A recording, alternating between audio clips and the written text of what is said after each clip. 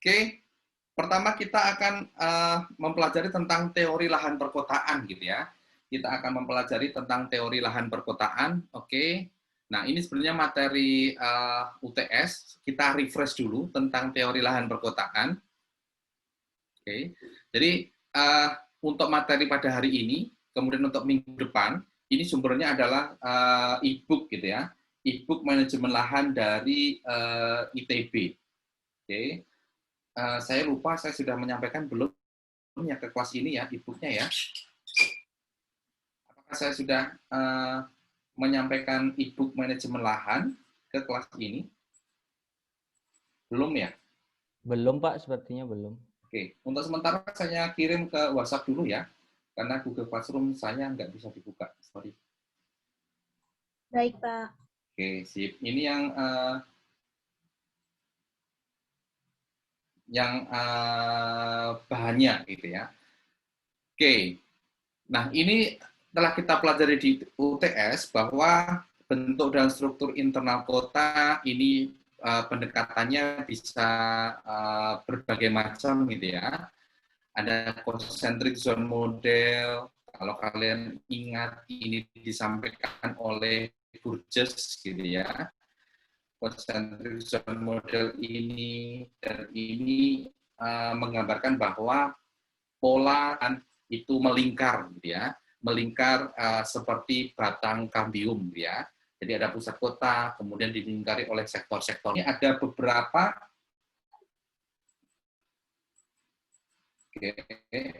ada beberapa sektor gitu ya. Ada di kemudian zone in transition, kemudian ada zone of working class homes, kemudian ada better residence, dan yang terakhir adalah commuter zone gitu ya. Jadi nanti untuk concentric zone model ini bentuknya adalah melingkar. Oke, bentuknya melingkar. Kemudian ada sektoral model. Kalau concentric zone model tadi melingkar, oke, sorry. Jadi kalau tadi ini bentuknya adalah melingkar gitu ya. Kalau sektoral model ini seperti kue tart, gitu ya. Oke. Ini disampaikan oleh Hoyt.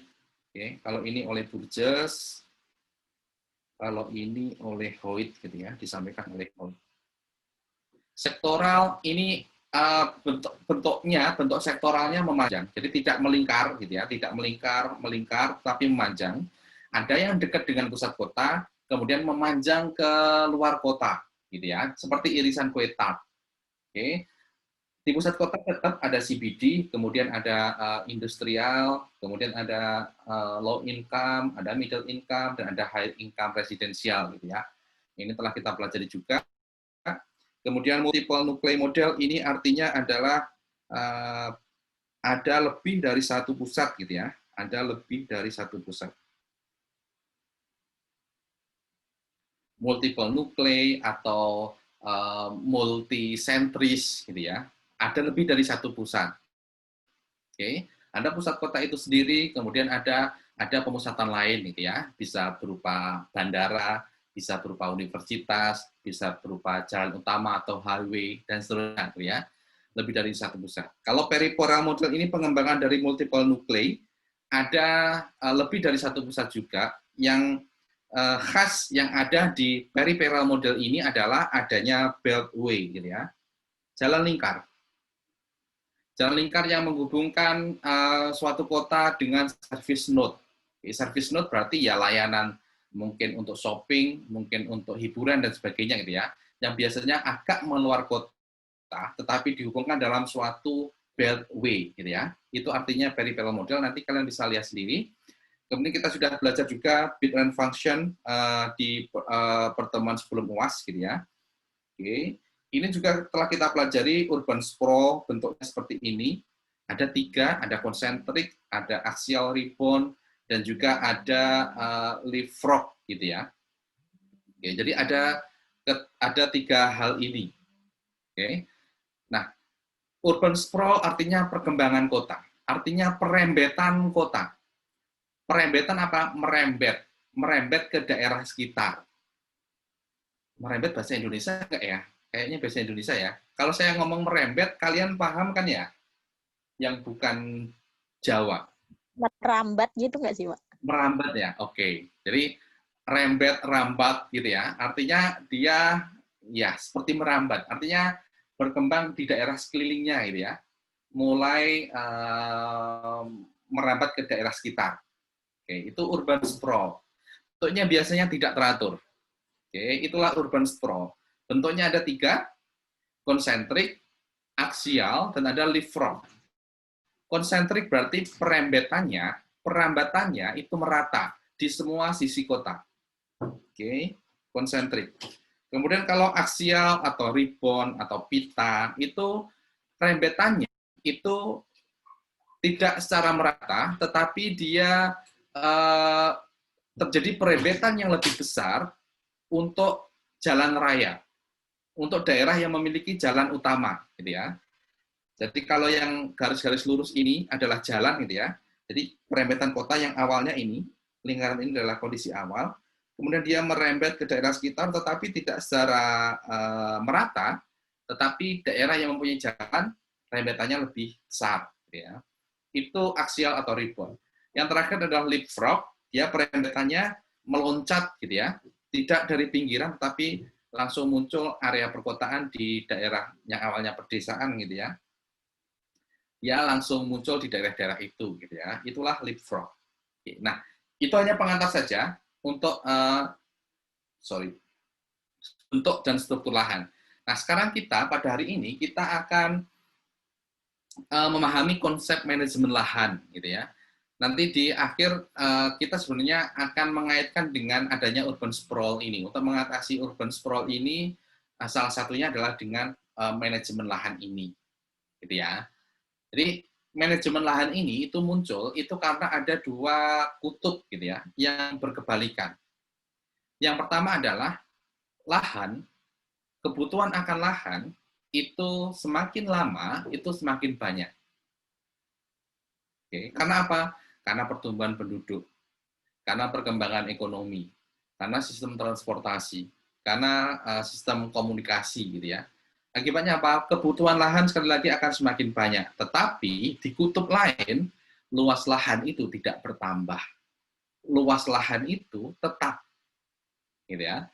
Luas lahan di sisi lain tetap. Oleh karena itu, agar penggunaan lebih efektif, penggunaan lahan ini lebih efektif, maka lakukanlah manajemen lahan ini, gitu ya. Oke, jadi ceritanya seperti itu. Ada 2 kutub tadi.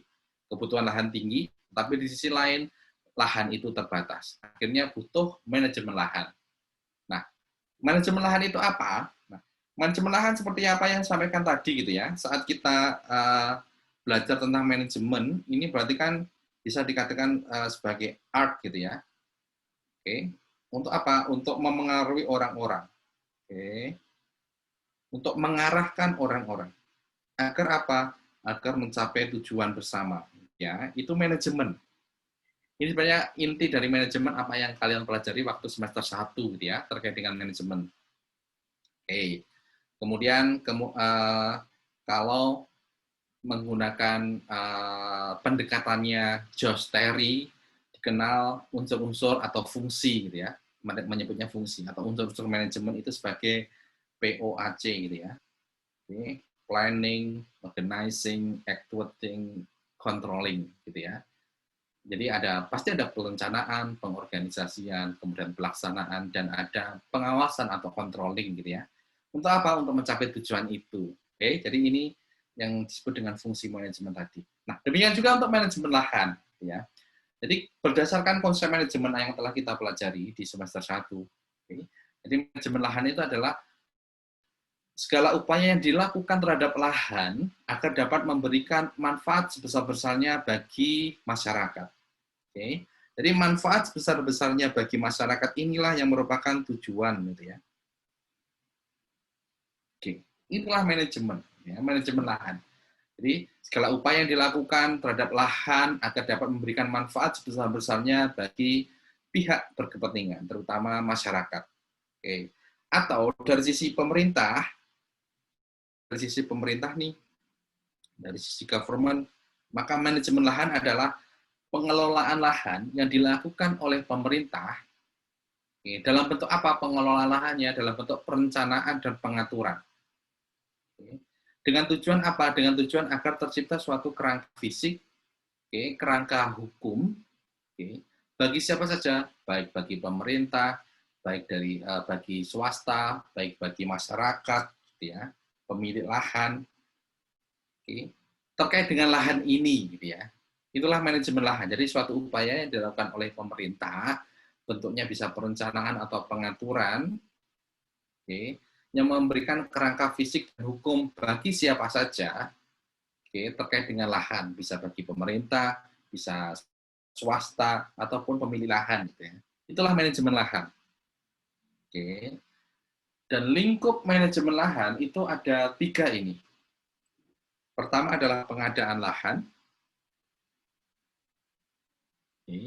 kemudian pemanfaatan lahan, kemudian baru pengendalian lahan. Jadi lingkup manajemen lahan sekali lagi ada 3 ini.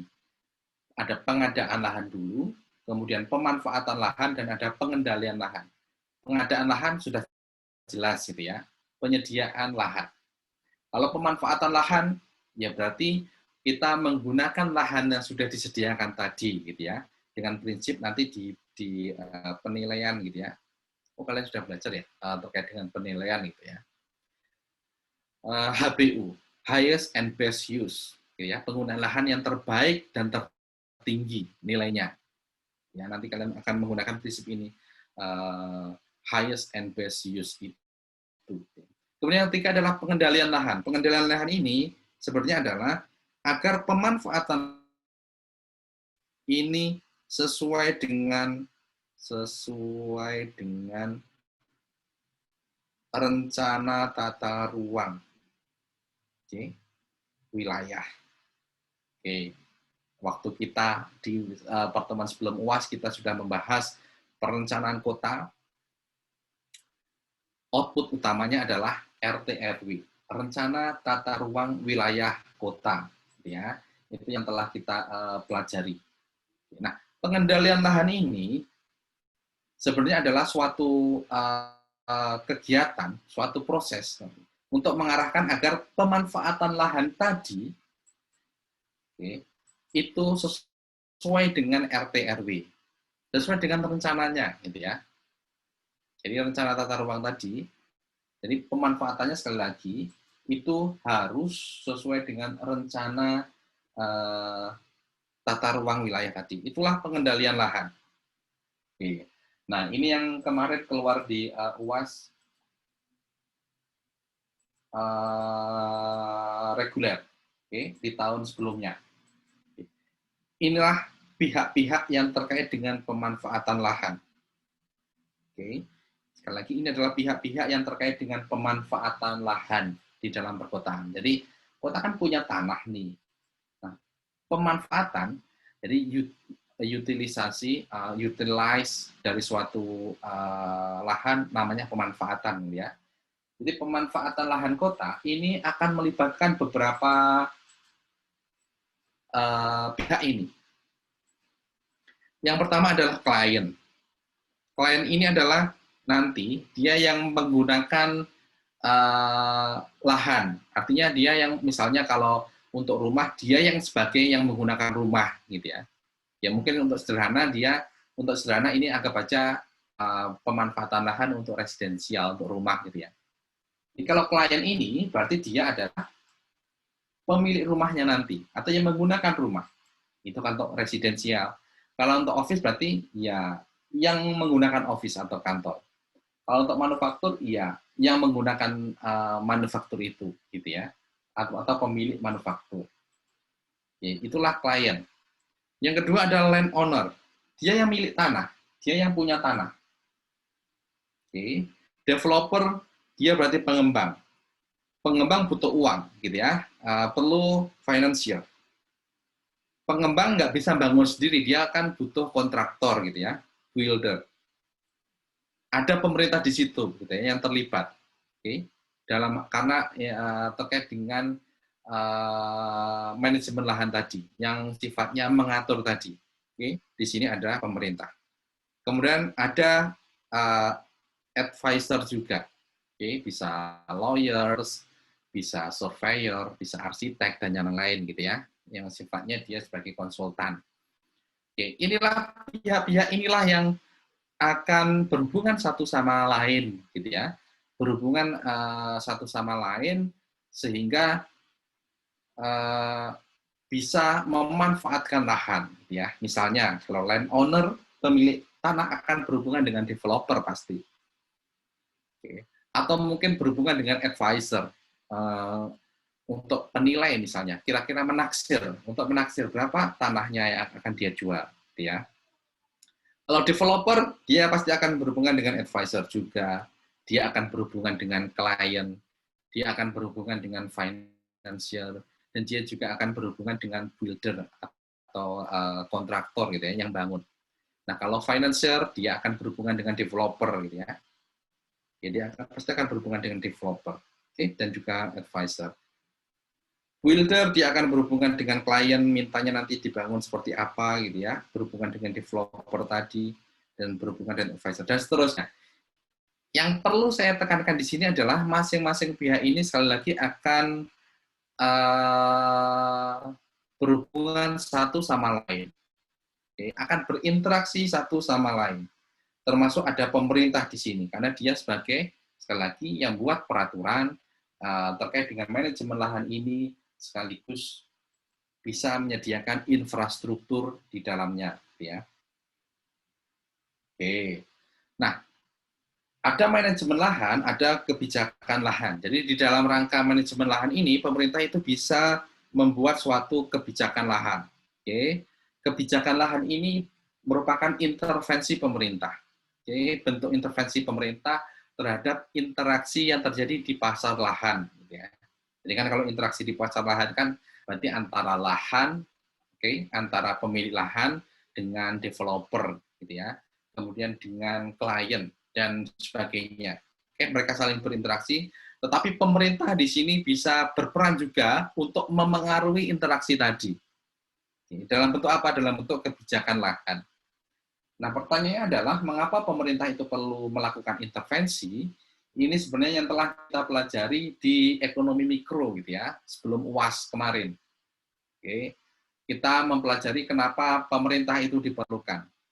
Yang pertama adalah alasannya adalah pasar akan gagal menyediakan public goods.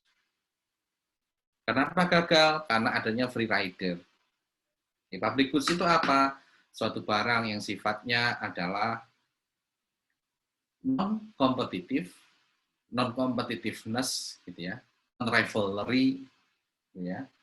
Kemudian satu lagi adalah non-excludable. Jadi ada dua itu, non-rivalry, non-excludable. Non-rivalry artinya ya kita dalam menggunakan barang itu kita tidak bersaing dengan orang lain. Ya, artinya kita kalau kita memanfaatkan itu, orang lain masih bisa memanfaatkan barang itu, gitu ya. Tidak mengurangi probabilitas orang lain untuk memanfaatkan barang itu. Itulah public goods di satu sisinya. Sisi yang lain adalah non-excludable. Non-excludable artinya kita tidak bisa membatasi atau mencegah orang lain untuk menikmati. Mencegah di sini bisa berarti uang atau harga, gitu ya. Jadi tidak bisa mengenakan harga terhadap barang itu. Oke, itulah sifat dari public goods. Contohnya adalah jalan. Kalau sifatnya seperti itu, apa yang terjadi? Kalau sifatnya seperti itu, maka akan timbul free rider. Orang tidak akan membangunnya. Free rider itu apa? Menikmati tanpa mau membayar. Ngapain saya ikut bangun jalan? Toh, kalau sudah terbangun, saya sudah bisa menikmati, gitu ya. Karena sifatnya tadi non-rivalry dan non-excludable.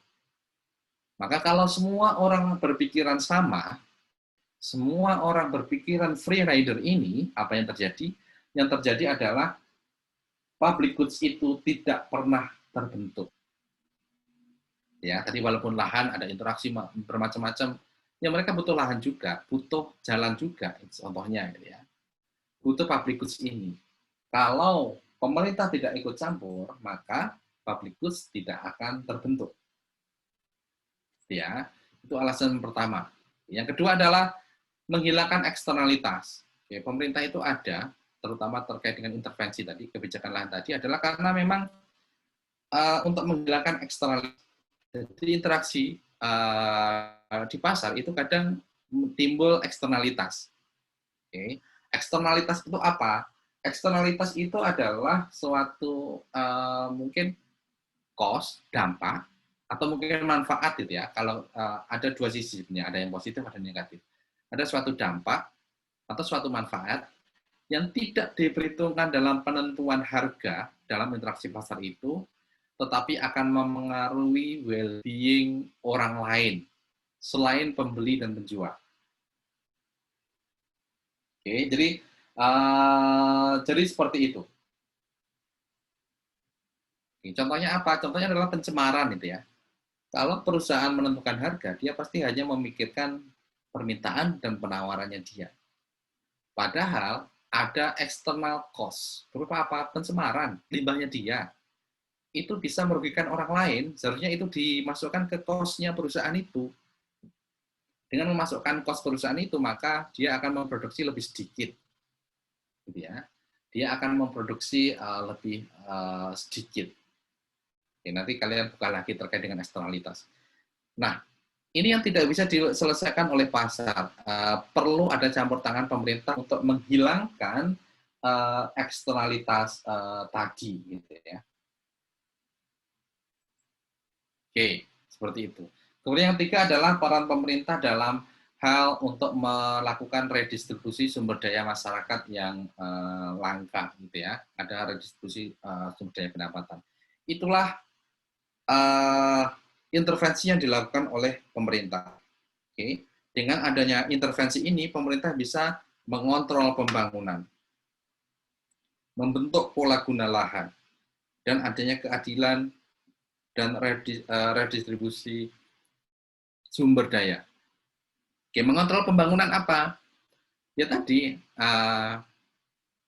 mencegah eksternalitas misalnya dilarang melakukan pencemaran, gitu ya. Atau mungkin harus membangun, kemudian untuk yang tadi, pemerintah bisa membangun jalan, gitu ya, bisa mengontrol penggunaan. Membentuk pola guna lahan, mana yang boleh dimanfaatkan, mana yang enggak. Nanti kita akan belajar tentang zoning, gitu ya. Ada zona-zona tertentu yang tidak boleh dilakukan untuk perdagangan, dan seterusnya, gitu ya. Dan juga untuk terjadinya keadilan dan redistribusi sumber daya. Itu kebijakan lahan yang dilakukan oleh pemerintah. Oke, ini pengulangan barang saya ulas lagi terkait dengan mikro, nanti kalian belajar sendiri, dan fokus kita tadi adalah public goods ini. Oke, public goods ini pemerintah harus campur tangan dan harus mengadakan public goods ini. Karena kalau dibiarkan kepada pemerintah, gitu ya, kalau dibiarkan kepada pasar, maka tidak akan terbentuk karena adanya tadi yang kita sebut sebagai free rider. Oke, next. Nah, jenis kebijakan lahan ini bisa kita kategorikan menjadi dua. Bentuknya insentif dan juga disinsentif. Insentif itu berarti mendorong. Oke. Kalau disinsentif ini berarti mengontrol, melarang. Nah, jadi seperti itu. Intinya, jadi kebijakan lahan pemerintah tadi kan bisa berupa peraturan gitu ya. Kalau kita review lagi, kebijakan pemerintah tadi intervensi. Oke. Salah satu bentuk intervensi dari pemerintah. Gitu ya. Ada peraturan-peraturan dan sebagainya. Tapi bisa kita kelompokkan sekali lagi menjadi dua hal, ya. Sifatnya insentif atau mendorong, ada disinsentif artinya mengontrol atau melarang, gitu ya. Oke.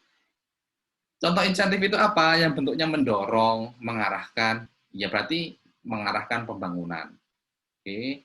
Kemudian mengarahkan terjadinya perencanaan yang baik. Oke, menyediakan public goods. Kemudian mendorong redistribusi dan welfare, gitu ya, kesejahteraan dan redistribusi distribusi gitu ya.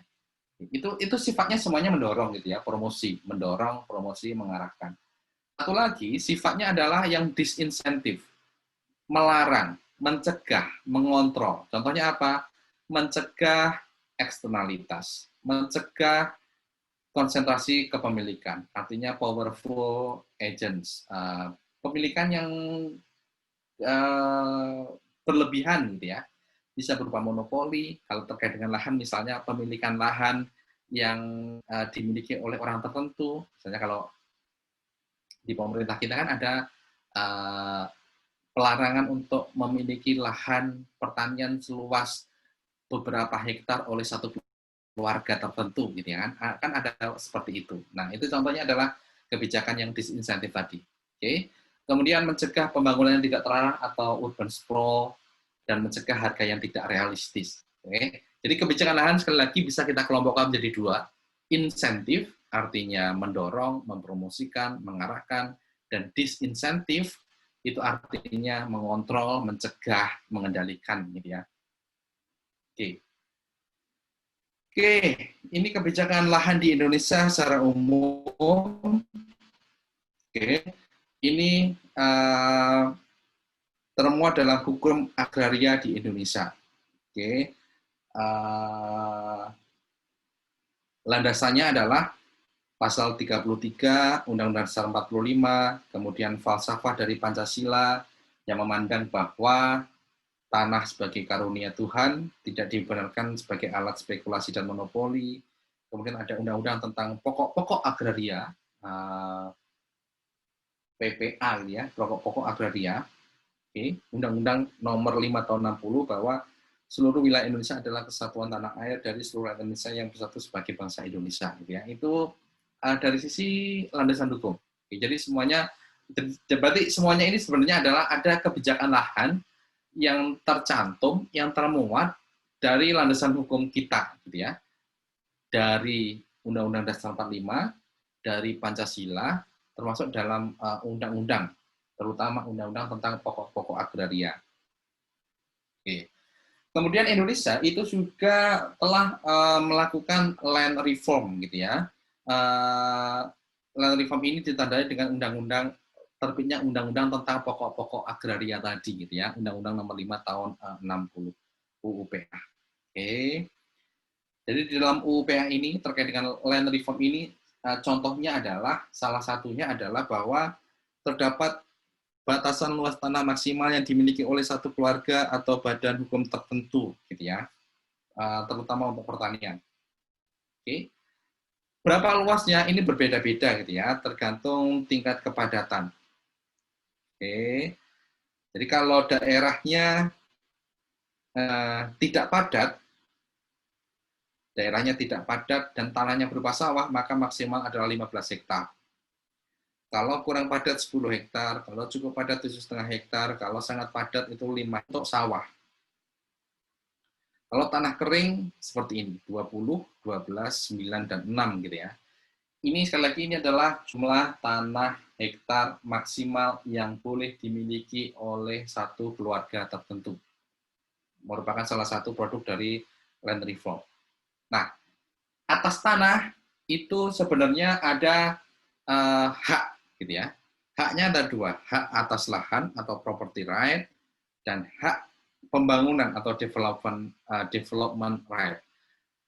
Hak development itu hanya dimiliki oleh pemerintah. Itulah mengapa setiap membangun bangunan tertentu harus memperoleh izin dari pemerintah, gitu ya. Contohnya adalah IMB, izin mendirikan bangunan. Karena kita menganggap bahwa sekali lagi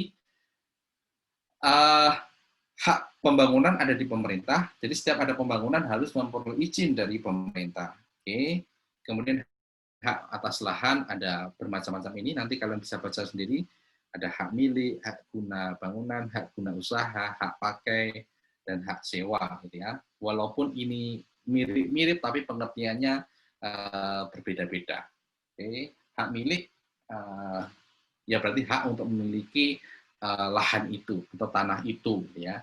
Hak guna bangunan berarti mendirikan dan menggunakan bangunan atas tanah milik orang lain. Jadi tanahnya milik orang lain, tetapi ada hak untuk mendirikan dan menggunakan bangunan. Jadi kemudian hak guna usaha berarti mengusahakan, ya, mengusahakan tanah milik negara dalam jangka waktu tertentu.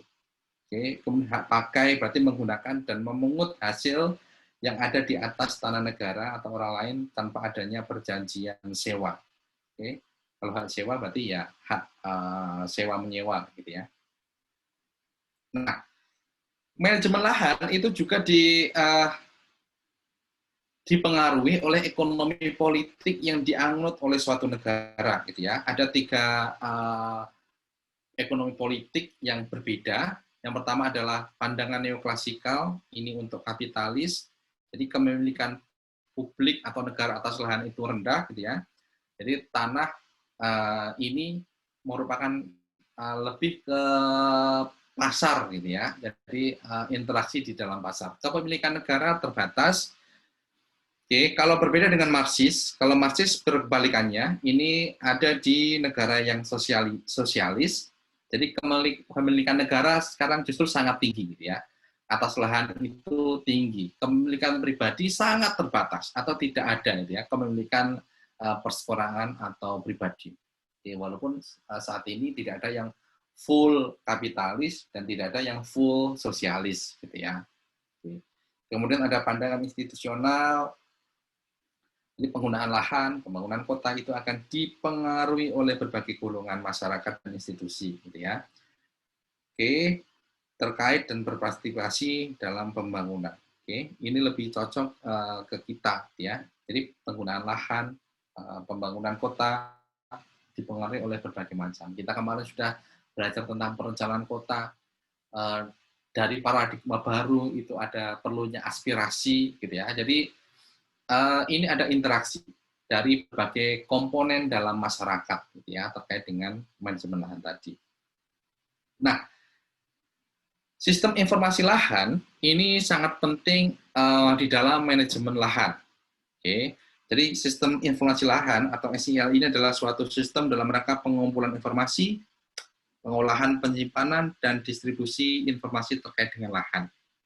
Oke. Nanti bentuknya dari sistem informasi lahan ini ada data terkait dengan lahan, record, peta, dan statistik tertentu.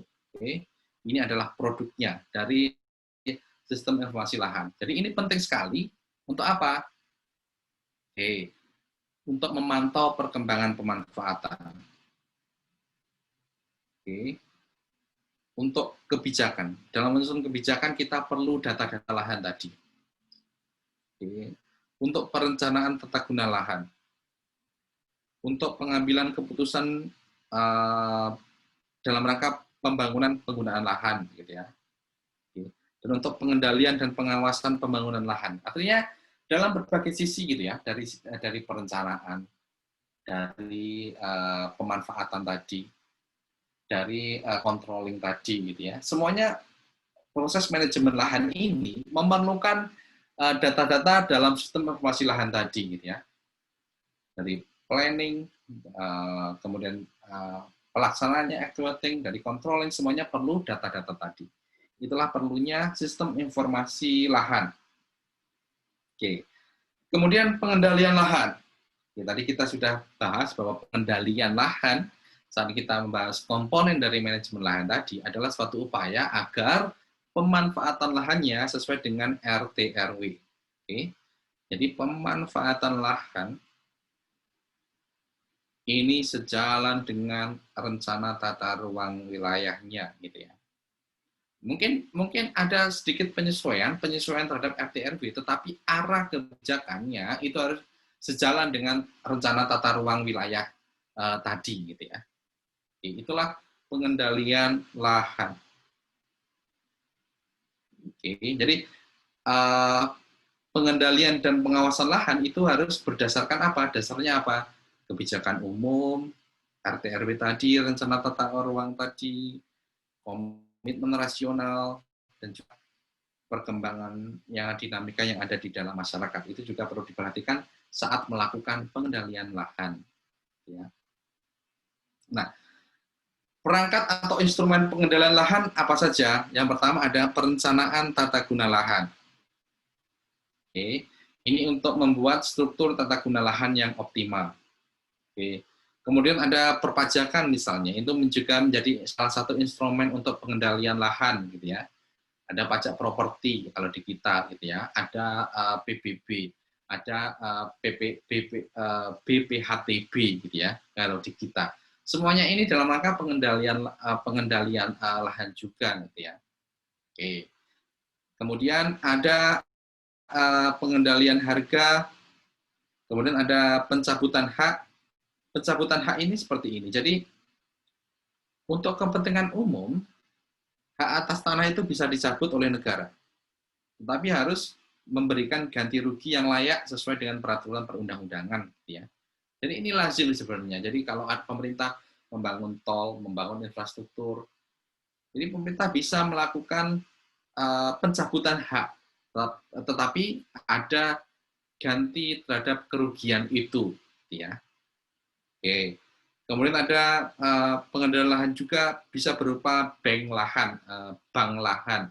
Jadi bank lahan ini artinya pengadaan tanah lebih dulu gitu ya, secara masif gitu ya, dikumpulkan menjadi dalam sebuah bank gitu ya, sebagai cadangan, sebagai reserve untuk pembangunan di masa yang akan datang. Oke, ini dilakukan untuk mengantisipasi terjadinya kenaikan harga tanah. Nah, yang terakhir yang bisa dilakukan terkait dengan pengendalian lahan ini adalah konsolidasi lahan. Nah, kalau konsolidasi lahan ini artinya adalah penataan kembali lahan. Oke. Penataan kembali lahan, penataan kembali penguasaan dan penggunaan lahan. Gitu ya. Contohnya seperti ini gitu ya. Yang awalnya tidak teratur, ini kan tidak teratur bentuknya. Akhirnya setelah konsolidasi menjadi suatu hal yang teratur, gitu ya, bentuk lahannya, luas lahannya dan sebagainya. Kemudian di lahan ini bisa ditambahkan sarana, prasarana, infrastruktur, gitu ya. Inilah konsolidasi lahan. Nah, di pertemuan yang mendatang kita akan mendetailkan apa itu konsolidasi lahan, contohnya seperti apa dan sebagainya. Sebagai gambaran misalnya adalah saat terjadinya tsunami di Aceh di tahun 2004 ya kalau nggak salah ya, tahun 2004 ada suatu daerah yang hancur itu ya, desanya hancur. Oke. Kemudian lahannya ditata. Mungkin dalam tanda kutip mumpung hancur gitu ya. Jadi ditata agar lebih tertata. Dengan lebih tertata maka lingkungannya akan menjadi lebih terjaga.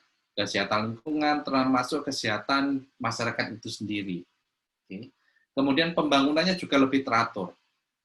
Termasuk waktu pembangunan infrastruktur di situ akan lebih teratur gitu ya daripada pola lahan awalnya yang tidak teratur gitu ya. Kita lihat misalnya di contoh seperti ini ya. Awalnya bentuk tanahnya nggak teratur gitu ya. Batasannya tidak teratur, bentuknya tidak teratur, jalannya tidak teratur. Akhirnya setelah adanya konsolidasi menjadi lebih teratur, jalannya lebih teratur, termasuk bentuk tanahnya, penguasaan tanahnya juga lebih teratur. Ini nanti akan lebih mudah saat melakukan pembangunan, saat dalam melakukan manajemen lahan perkotaan gitu ya. Oke, sekali lagi secara detail nanti akan kita pelajari di pertemuan yang akan datang, di pertemuan ke-8. Oke, nanti kita akan khusus akan membahas ini. Oke, gitu ya. Oke. Itu materi kita pada hari ini, singkat gitu ya, singkat memberikan insight terkait dengan manajemen lahan seperti apa, kemudian kenapa pemerintah itu perlu melakukan manajemen lahan, bentuknya seperti apa, gitu ya. Dan sekali lagi, di pertemuan minggu depan kita akan mendetailkan konsolidasi lahan ini seperti apa. Oke, dari saya cukup sekian. Silakan kalau ada pertanyaan. Kita masih ada 3 menit, kalau ada pertanyaan silakan terkait dengan apapun materi kita.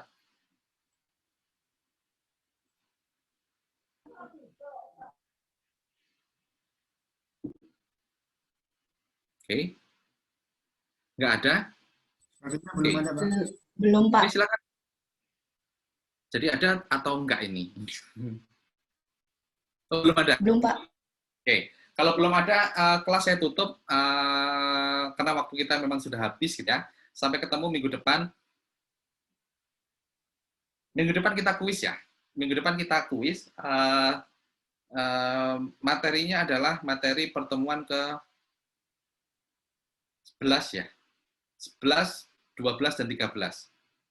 Oke, pertemuan ke 11, 12, 13 nanti kita kuis untuk tambah-tambahan nilai kita gitu ya, sekaligus persiapan untuk UAS gitu ya. Oke, terima kasih. Selamat siang semuanya. Selamat beraktivitas, jaga kesehatan semuanya, tetap fokus kuliah online ya. Oke, kelas saya tutup. Baik, Pak. Kasih, Terima Pak. kasih, Pak. Terima kasih, Pak. Terima kasih, Pak. Oke.